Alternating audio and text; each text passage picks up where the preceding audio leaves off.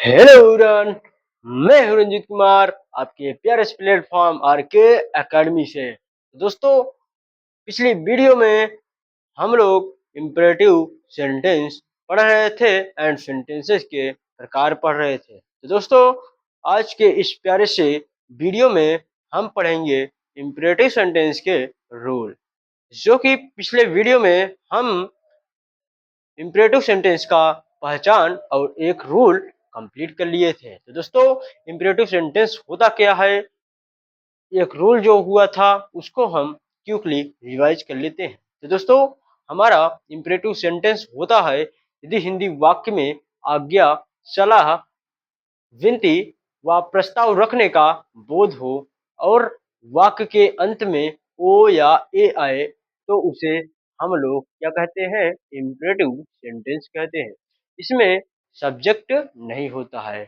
इसमें इसका ट्रांसलेट बनाते समय हम लोग वर्ब का फर्स्ट फॉर्म का प्रयोग करते हैं। तो चलिए, आज के इस प्यारे से वीडियो में हम इंपरेटिव सेंटेंस का रूल पढ़ते हैं। तो देखिए, यहाँ पर हमारा फर्स्ट रूल क्या है।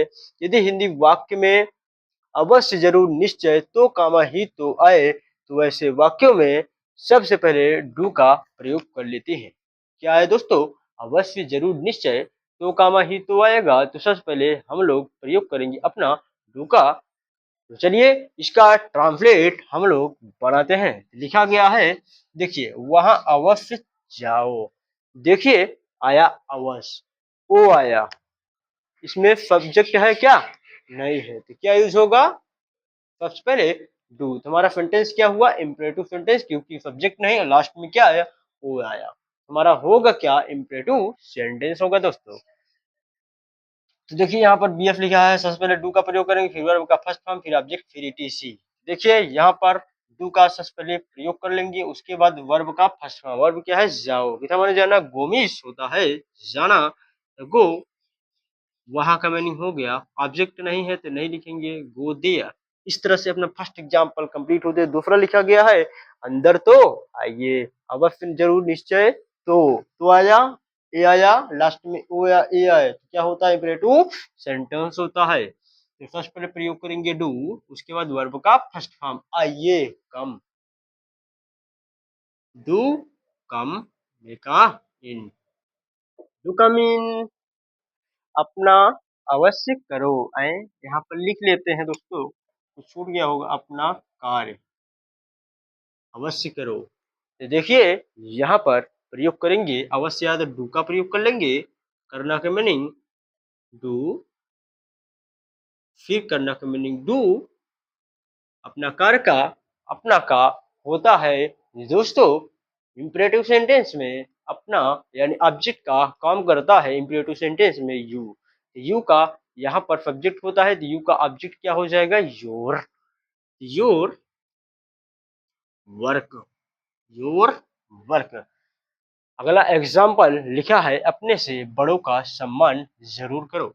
यहाँ पर जरूर आया तो प्रयोग करेंगे, सबसे पहले डू का प्रयोग करेंगे, उसके बाद वर्ब का फर्स्ट फॉर्म लिखेंगे। वर्ब है क्या, सम्मान करना, सामान्य रिस्पेक्ट,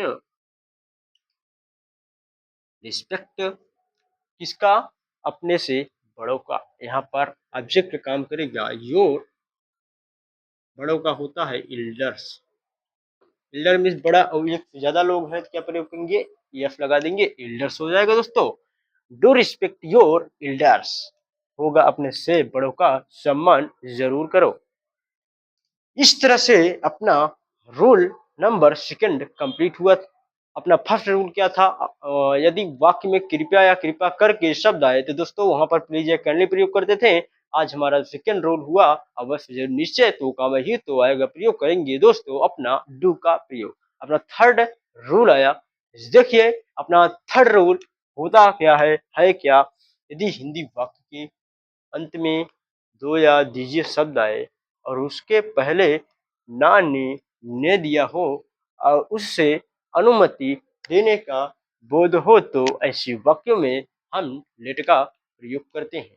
साथियों, ये अपना लेट और लेटस एंड डू हो गया और प्लीज हो, काइंडली, ये फोर रूल मोस्ट इंपॉर्टेंट है वॉइस के लिए। दोस्तों इस रूल को याद कर लीजिए, एकदम से दोहरा लीजिए, रिवीजन कर लीजिए, क्योंकि वॉइस में ये आता है अपना 2 नंबर का क्लास 10th के एग्जाम, बोर्ड के एग्जाम में।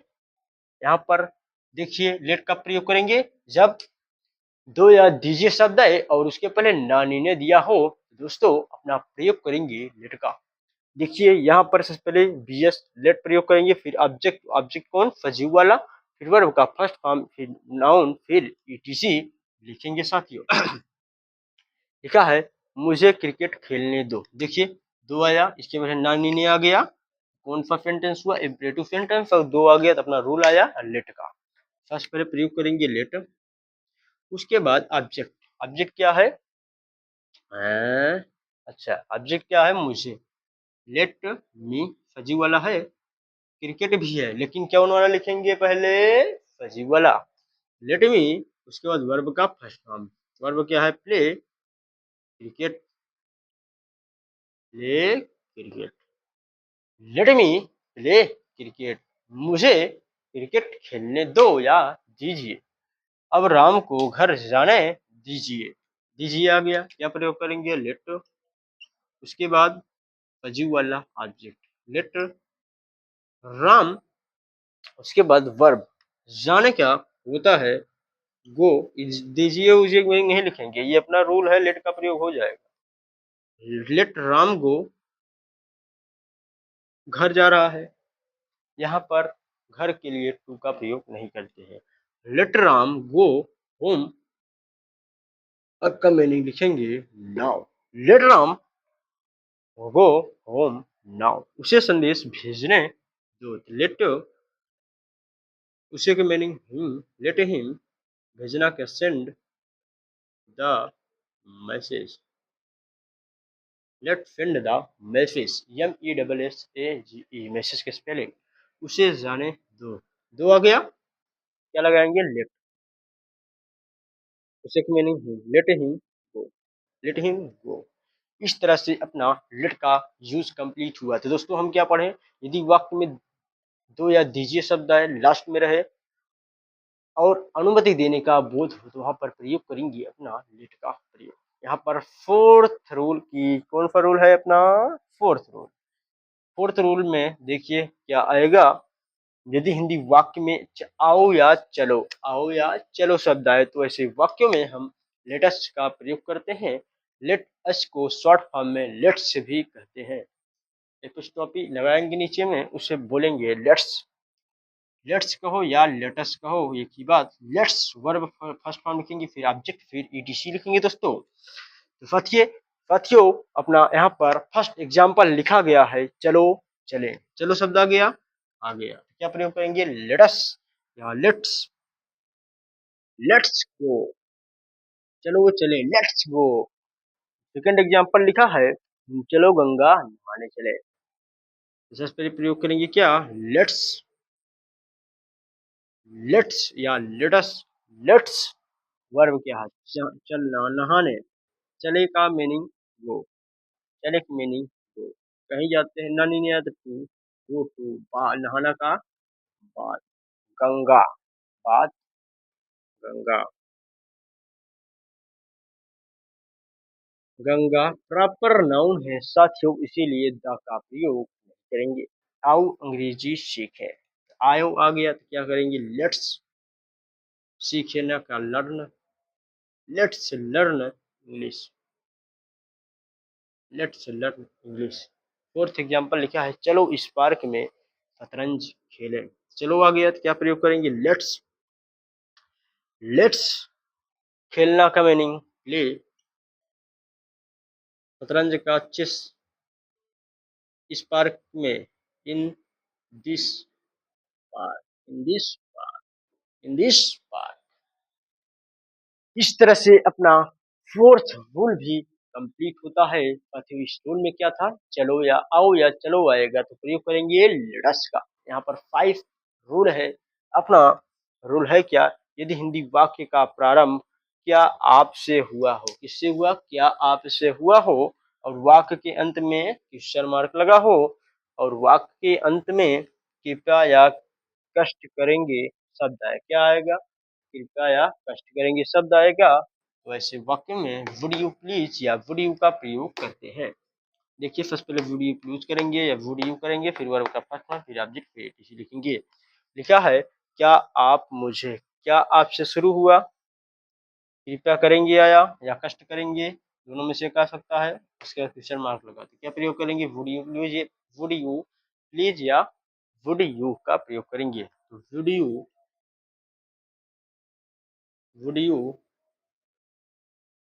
Would you please. उसके बाद वर्ब का लिखना है फर्स्ट फॉर्म। वर्ब क्या है? बताना। वुड यू प्लीज टेल, मुझे के मीनिंग मी, टेल मी अपना नाम, your name, tell me your name. इस तरह से अपना हुआ फर्स्ट एग्जाम्पल कंप्लीट। सेकंड एग्जाम्पल है क्या आप मेरी मदद करने की कृपया करेंगे। वुड यू, चाहे वुड यू प्लीज चाहे वुड यू का प्रयोग करें।